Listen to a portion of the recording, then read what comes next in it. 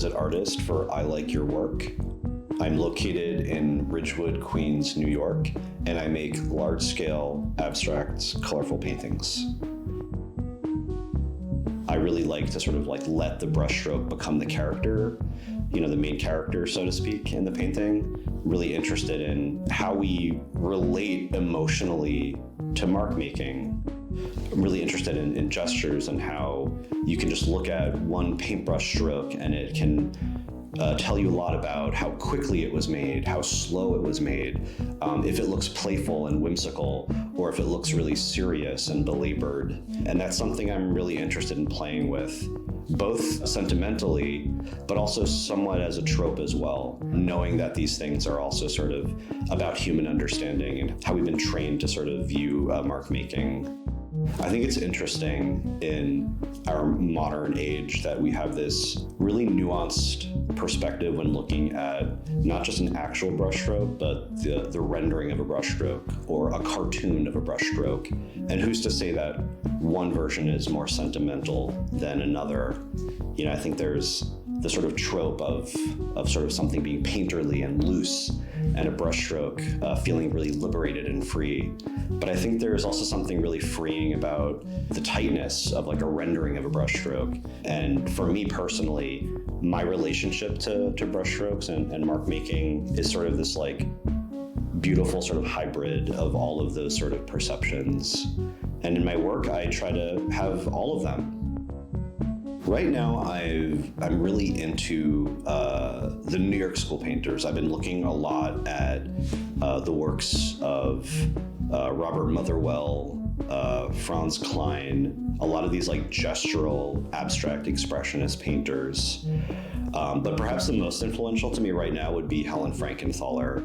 I think it's really interesting that when it comes to these New York school painters, that we have this very like straight, heterosexual, male outlook. There's a lot of bravado with these like large paintings that are full of sort of emotions and tumultuousness.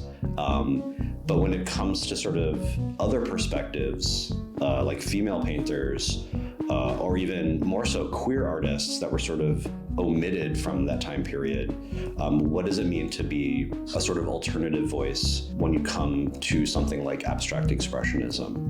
You think about, how does gender or sexuality come to something like abstraction when so much queer art that we know of is very figurative or representational? You're seeing queer imagery, it's a queer artist. What does it mean to be an abstract artist who's queer?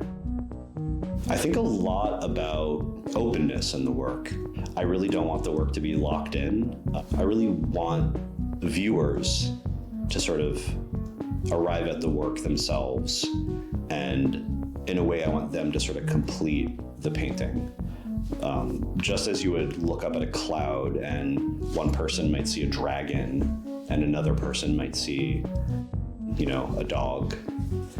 I think that openness is really beautiful, that sort of nebulousness.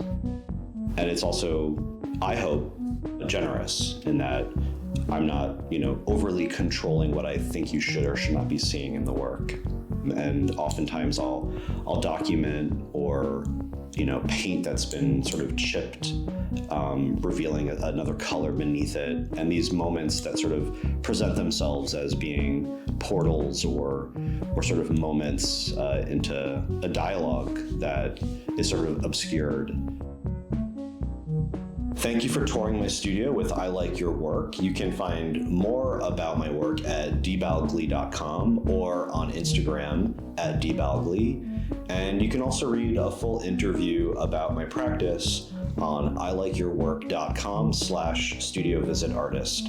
Thank you so much.